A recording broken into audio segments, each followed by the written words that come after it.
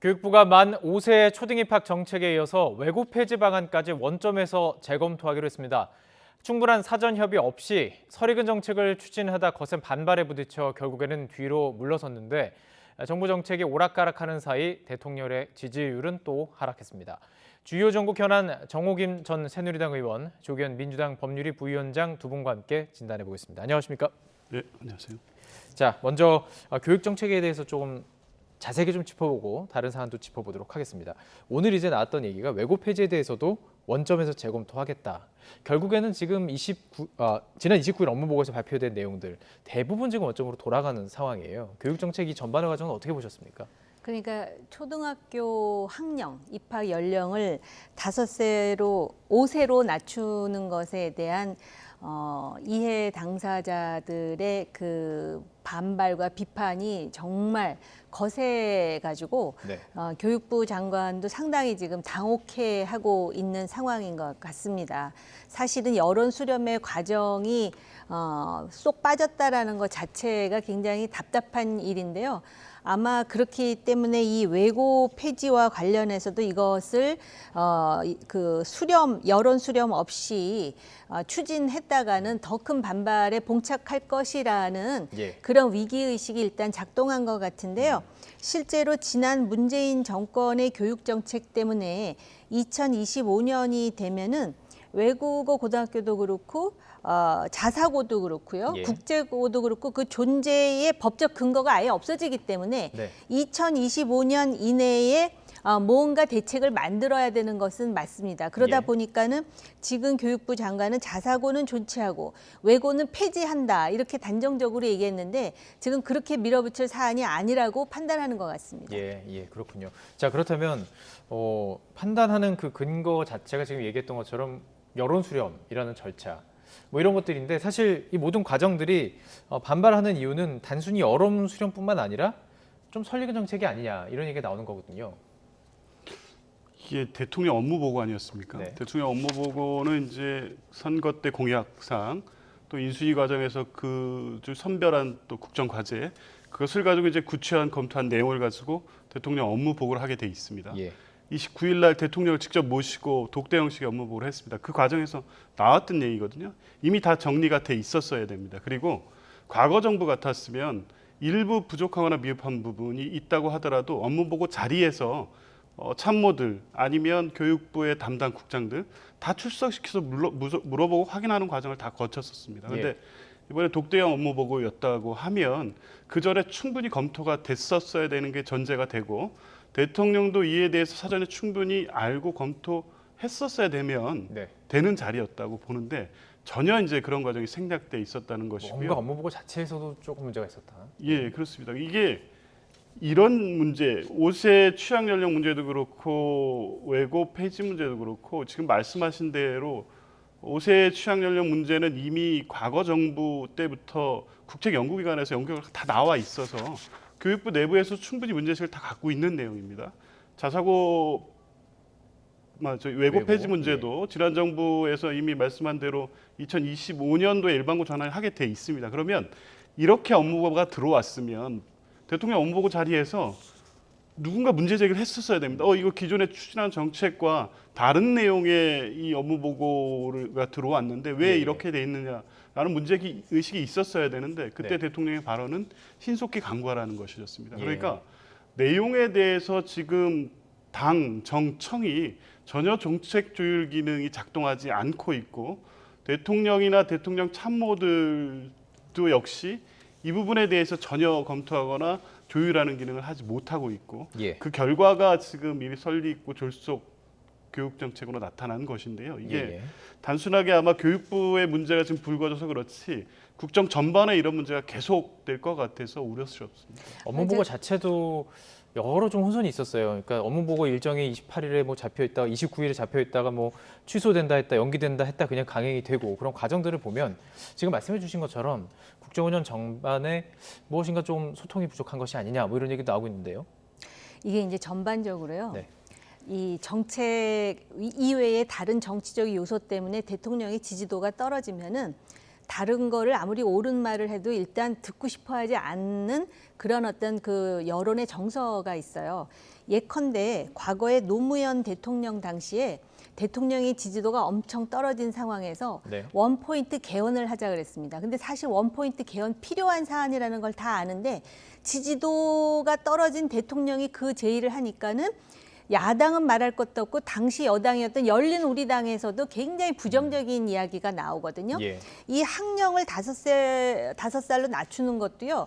물론 과거에도 그 보고서에서 잘 안 될 것이다라는 보고도 있었지만 사실은 오래 전부터 이거 5살로 낮춰야 되는 건 아니야라는 문제의식을 지난 정부 때도 계속 갖고 있었던 이슈입니다. 오래된 이슈였다. 예, 예를 든다면은 오히려 아이 교육을 국가가 공적 영역에서 더 빨리 맡게 되면은 오히려 이 아이의 교육과 관련한 효과가 성인이 돼서 하는 것보다 16배가 높다라는 전문가의 그런 그 분석도 있었고요. 네. 그다음에 우리나라와 같이 지금 저출산 그다음에 고령화로 가는 사회에서 노동 생산성을 의식하지 않을 수가 없다. 극대화하기 위해서는 빨리 교육을 시켜야 된다. 뭐 이런 얘기가 있는가 하면은 반대 네네. 입장에서는 이렇게 되면 당장 고해에 5살 되고 6살 되는 애들의 교육에 있어서 교육 공간도 그렇고 또 아이들이 같이 합해지면서 숫자가 많아지면서 오는 불이익도 그렇고 그러면 선생님들을 또 어떻게 수급할 것인가 이런 문제가 있다라는 여러 가지 문제가 나오는데요. 예. 가장 엄마들이 이제 그 신경 쓰는 문제는 갑자기 5살짜리 학교 간다니까 애가 일찍 끝나는데 그럼 오후에 누가 아이를 돌봐줄 것인가 하니까는 그냥 확 분노가 가뜩이나 먹고 살기 힘들고 민생 생각하면 머리가 아픈데 그런 상황에서 이런 그 대책을 지금 말씀하셨듯이 중간에 그러면은 그 이해 관계자들이 예. 어떤 문제를 제기할 것인지에 대해서 사전에 대응해야 되고요. 그다음에 독대로 업무 보고하는 것의 문제점이 여기 또 드러나는 건 예, 맞아요. 예. 왜냐하면 장관도 전문가가 아니고 차관도 전문가라고 할 수 없고 차관보도 전문가라고 할 수 없고 또 대통령실의 관련 수석도 교육 전문가가 예. 아닌 상황에서 또 대통령도 사실은 교육 전문가는 아니시지 않습니까? 그런 상황에서 이렇게 이제 갑툭튀로 튀어나오다 보니까는 굉장히 그 반발이 심한데요. 사실은 이게 학령제 이 자체의 문제보다 절차상에 예. 자유민주주의인데 당장 그 여론을 수렴하지 않는 그러면서 아마추어리즘을 보였다라고 하는 것에 대한 예. 반발이 훨씬 큰 게 아닌가 싶어요. 예. 그 사안 자체는 사실 뭐 충분히 논의를 하고 토론을 거쳐야 될 사안임에도 불구하고 과정 자체도 좀 문제가 있었다라고 말씀해 주셨는데요. 자, 여기 좀 더 그 기름을 붓는 것 같은 문제는 바로 그 계속해서 이 장관이 했던 이야기들입니다. 저희가 좀 녹취를 좀 준비해봤습니다. 계속 과정들을 어떻게 좀 말이 변해왔고 어떤 이야기를 했는지 준비해봤습니다. 함께 들어보시죠. 영유아 교육을 강화하는 유보통합을 추진하고 1년 일찍 초등학교에 진입하는 학제 개편 방안에 대해 본격적인 논의를 시작하겠습니다. 지금 산적해 있는 문제 하나 해결하지 못하시면서 장관님이 제가 위로받으려고 하는 게 아니에요. 만약에 정말로 이 정책이 아니라고 한다면 정책은 폐기될 수 있다고도 생각을 합니다. 학제 개편안 공론화 안 되면 사퇴하실 용이 있으신가요? 앞으로 브리핑 하시면서 그럼 질문 안 받으실 거예요? 자, 이 과정들을 보면은 이후에라도 충분히 여론들을 듣고 뭐 기자들의 질문을 지금 받는 그런 과정에서 보면 충분히 이야기를 할 수도 있을 법도 한데 안 한다는 거예요. 이것 때문에 더 지금 여론이 안 좋아지는 부분도 있는 것 같은데요. 그러니까 이게 어쨌든 뭐 실제 여론조사를 하면 90% 이상의 아마 반대가 나올 겁니다. 이 정책 자체에 대해서는 사실 이미 검증은 끝났다고 보는 게 맞을 거예요. 예. 2005년, 6년 한국교육개발원 연구가 있었고 2017년에도 검토가 있었습니다. 그때 네. 사회경제적 문제, 뭐 정치적 문제, 교육적 문제를 다 종합적으로 검토했는데 사회적인 합의가 있지 않으면 안 된다는 검토 내용이 지금 교육부에 있습니다. 그러면 교육부 장관이 이걸 발표할 때는 충분히 그런 내용이 검토됐었어야 됩니다. 지금 와서 여론 수렴한다는 것 자체가 말이 안 되고요. 예. 그럼에도 불구하고 입장을 밝혔다면 그 과정에서 반대 여론을 설득하는 어떤 노력 뭐 이런 것들을 해야 되는데 지금 교육부 장관이 보이는 태도는 국민을 무시하는 겁니다. 예. 죄송합니다. 말씀하시는 내용도 보면 내가 문제 제기 안 했으면 이게 예. 이렇게 드러나긴 했겠느냐. 근데 교육계에 계신 분이나 학부모 단체에 계신 분들은 이 내용을 다 알고 있습니다. 이게 예. 오래전부터 논의됐던 내용 아닙니까? 그런데 네. 지금 우리 사회의 교육 현실에 맞지도 않고 네. 교육 당국이 기대하는 정책 효과보다는 부작용이 훨씬 크기 때문에 실행되어서는 안 된다는 입장이 예. 정리가 돼 있습니다. 그거를 넘어서려면 아래부터 차분하게 설득해도 부족할 판에 대화 자체를 거부하고 일종의 보여주기 쇼맨십으로 위로한다는 자리 마련해 놓고 저런 방식으로 접근하는 것 자체가 교육부 장관의 스스로 자질이 없다는 것을 이 과정에서 여실히 보여주고 있다고 봅니다. 거기에다가요, 지난달이었죠. 7개 권역 그 대학 총장들과 간담회 비공개였습니다. 이 자리에서 내년 3월에 뭐 대학으로 돌아갈 수도 있다 이런 발언을 했습니다. 그러니까 이 부분을 듣고 이거 사퇴를 생각하는 것이냐 아니면 돌아갈 걸 생각하고 지금 일을 하는 것이냐 여러 가지 말이 나오고 있어요. 대통령이 장관을 뽑는다는 거는 우선 전문적인 소양과 지식도 필요하지만은 실제로 어떤 통합이라든지 또 대언론 관계라든지 정무적인 촉이 있어야 되는데 네. 박순애 장관 같은 경우는 지금 대언론에 대해서 전혀 지금 경험이 없기 때문에 학자로서 해왔기 때문에 실제로 이 학자만 하다가 갑자기 이렇게 관계로 들어가서 시행착오를 겪는 케이스가 상당히 많거든요. 그런데다가 올해 또 연구직을 하셨으니까. 네, 예. 그리고 교육학자가 아니고 행정학자였지 않습니까? 네, 네. 그러다 보니까는 이런 이야기를 자기가 사적인 그런 그 공간에서 얘기하더라도 이게 언론에 공개될 수 있다라는 것을 미처 의식하지 못했고 또 지금 언론에 공개된 그 학부모와의 간담회에서의 그 태도도 본인은 상당히 이제 그 마음 아파하는 젊은 엄마를 위로한다고 했지만 그것 자체가 오히려 조롱과 비난의 지금 대상이 되고 있다라는 점에서 그리고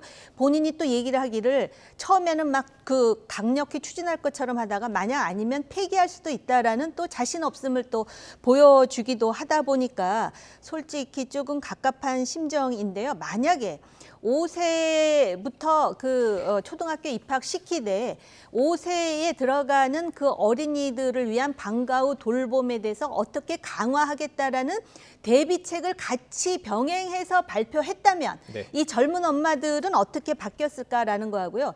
또 조금 전에 두 번째 주제로 제기해 주신 외고 폐지 문제 있잖아요. 그것도 제가 말씀드렸지만은 사실은 문재인 정부 때 자사고, 국제고, 외고를 2025년에 완전히 없애는 걸로 해가지고 부모들 반발이 굉장히 심합니다. 사실은 이 교육이라는 게 시장주의, 또 성과주의, 거기다가 공교육을 또 어떤 식으로 강화하느냐 양면을 해야 되는데 무조건 한 번에 없앤다 그러면 거기에 애들 학교 보낸 부모들은 뭐가 되고 지금 외고나 자사고나 국제고 보내고 싶은 부모들은 그럼 어떻게 해야 될지 갈팡질팡 되는 상황에서 이 정부의 교육부 장관이 그럼 일단 외고만 폐지한다 그랬는데 들리기는 마치 또 이 정부의 교육부 장관이 외고를 폐지하는 걸로 그렇게 잘못 또 곡해가 되는 부분도 있거든요.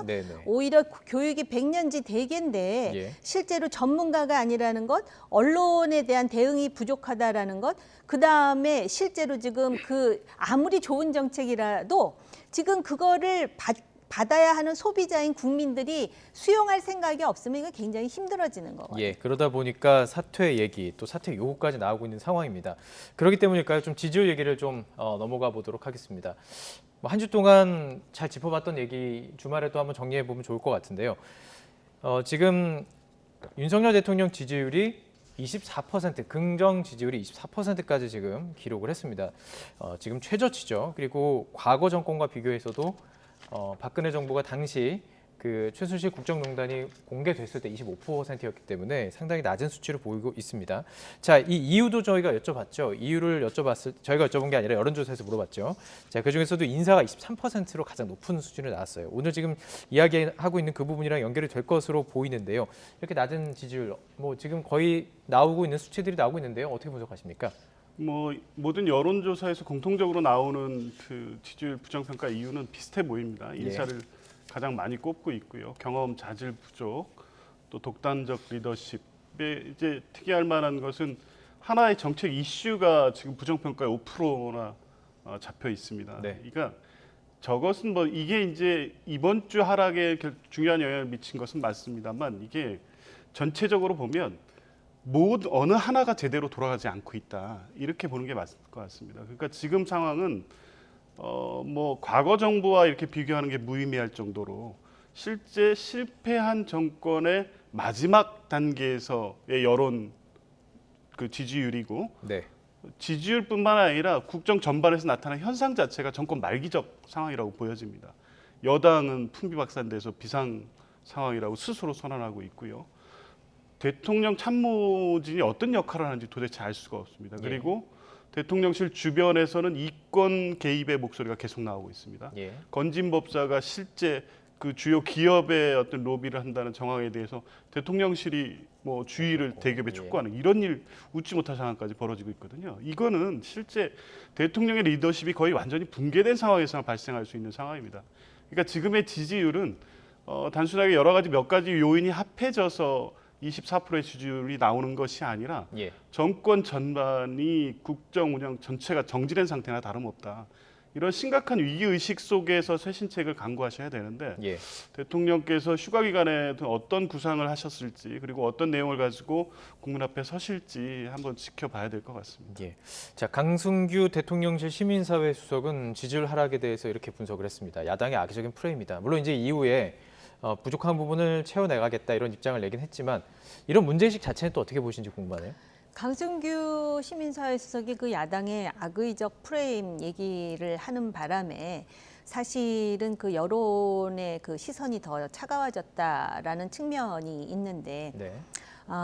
실제로 이제 야당의 악의적 프레임이 있다 하더라도 이런 상황에서는 자기 성찰하는 모습을 보여주는 것이 그나마 대통령의 지지율을 올릴 수 있는 하나의 계기를 좀 이렇게 조성하는 데 도움이 되거든요. 네네. 그리고 어찌됐든 간에 대한민국 사회를 볼 때 지금 대통령의 지지율이 24%라는 거에 대해서 그 뭐 여야가 갈라져 가지고 정치적 이해에 따라서 이것을 평가하기보다는 예. 누가 대통령이 됐든 지금 이 정부는 성공해야 됩니다. 그거는 단순히 뭐 여당의 성공 이런 의미가 아니라요.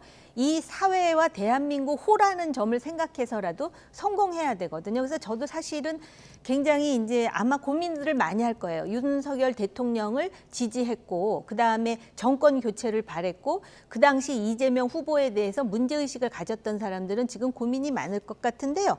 그런데 이렇게 나눠서 생각해야 될 것 같아요. 이제 휴가가 끝나잖아요. 그러면 대통령이 통제할 수 있는 변수가 있고 통제할 수 없는 변수가 있는데 예. 예를 든다면 경제라든지 외교는 외생 변수들도 작동하기 때문에 우리가 뭘 한다 그래서 완전히 통제가 되지는 않지만 지금 제기하신 주변 문제, 네. 대통령 자신 문제, 그다음에 뭐 교육 정책이라든지 노동 정책이라든지 이런 부분에서는 통제가 가능해요. 특히 인사 문제도 그렇습니다. 인사 문제. 예, 예. 그래서 그런 부분과 관련해서 과거의 정치의 사례를 보면은 일단 지금 인사와 관련해서는 큰 변화를 보여주실 수밖에 없는 국면이라고 생각해요. 인적 쇄신에 대해서 없다고 얘기하긴 했지만 가능성은 있다 이렇게 보시는군요.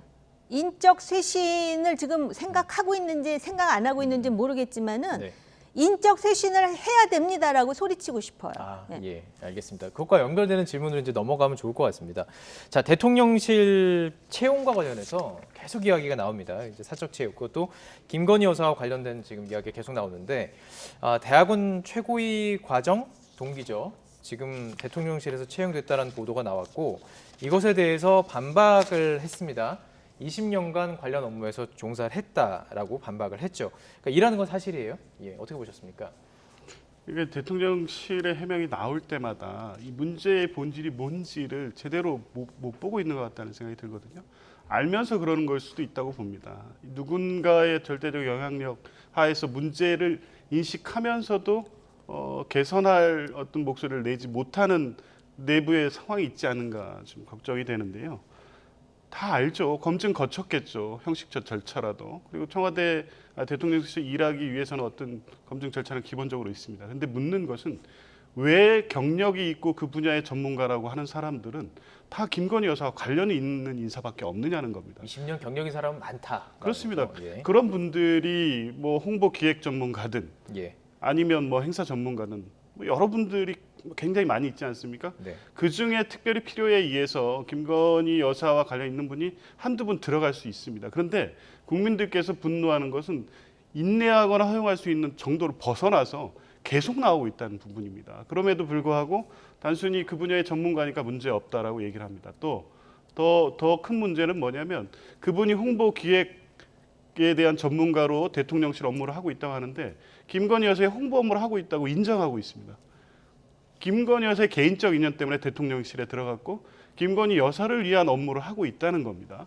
실제 구체적으로 어느 부분에 어느 정도의 역량 업무가 분장되어 있는지는 모르겠습니다만 분명하게도 사적 인연에 의한 사적 채용인 것, 그리고 실제 김건희 여사만을 위한 일을 하고 있는 것처럼 보여지는 정황들이 다 나타나고 있다고 하면 잘못된 인사라는 걸 인정하고 대통령실 내부에서도 이 문제의식을 가지고 이걸 개선하기 위한 노력이나 목소리가 나와야 되는데 해명하고 뭐 이러기에 급급하고 있습니다. 그러니까 이제 여기서 끝날 것 같지 않고 계속해서 이런 인사가 더 드러날 것 같아 보이거든요. 이제 누군가가 이걸 브레이크를 걸어야 되는데 문제는 아무도 이 상황을 중단시키거나 어떤 개선할 수 있는 그 역할을 할 수 있는 사람이 대통령이나 대통령 주변에 없는 것 같아서 우려스럽습니다. 인적 쇄신을 한다면 보통 사실 대통령실에서 일하는 참모나 행정관까지 저희가 알 수는 없거든요. 그렇다면 이걸 어떤 대책, 어떤 방식으로 뭐 대통령실에서 또 대통령의 메시지가 나와야 할까요? 휴가가 끝나면 지금 9월에 또 국정감사가 이제 시작될 거고, 그 다음에 추석에 또 그 추석 밥상 메뉴에 어떤 정치적인 메뉴가 올라가느냐에 따라서 거기서 지지도가 또 달라질 수 있는, 오히려 그러니까 지금 지지도가 내려간 대통령으로서는 그때를 반전의 계기로 만들기 위해서 여러 가지 정치적인 노력을 해야 된다라고 생각을 하고요. 그 김건희 여사의 주변 사람들과 관련해 가지고 이렇게 얘기가 나오는데 그 사람이 실력이 있을 수도 있을 것 같아요. 그런데 역대의 정권을 보면은 실제로 왜 그 뭐 까마귀 날자 배 떨어진다고 아무리 실력이 있어도 이게 정치라는 게 늘 이성적 합리적인 측면만 있는 게 아니라 국민 감성적인 측면이 있거든요. 법보다 무서운 게 국민 감정법이라고 뭐 그렇게 얘기도 하지 않습니까? 그런 상황에서 지금 사실 24%라고 하는 거는요. 보기에 따라서는 굉장히 심각한 수치일 수 있습니다. 그렇기 때문에 늘 제가 사실은 오래전부터 말씀드렸는데 특별감찰관 제도뿐만이 아니라 지금 야당이 요구하는 것보다 훨씬 크게 대통령이 이렇게 인사 개편을 하겠다고 확 완전히 뭐라 그럴까 한 번에 그럴 수 있는 한 번의 계기가 있어야 되는데 이미 특별감찰관 얘기를 우상호 비대위원장이 또 얘기를 했더라고요. 그렇게 되면은 또 대통령으로서는 그걸 하게 되면은 마치 또 야당의 압박에 이렇게 밀리는 듯한 느낌을 또 정서적으로 가질 수도 있을 것 같은데요. 그 읍참마속의 심정으로 일단 그 배우자인 김건희 여사 주변에 이런 얘기가 나오지 않을 수 있는, 예를 든다면은 이거에 대해서 지금 당장 말씀하시잖아요. 누구도 통제하지 못하는 것 같다고. 누구든 통제하는 사람이 있다라는 걸 일단 보여주는 게 첫 단계여야 될 거라고 생각이 듭니다. 통제하는 사람이 있다라는 걸 보여줘야 한다. 자, 오늘 여기까지 듣도록 하겠습니다. 정호김 전 새누리당 의원, 조기현 민주당 법률위 부위원장과 이야기 나눠봤습니다. 고맙습니다.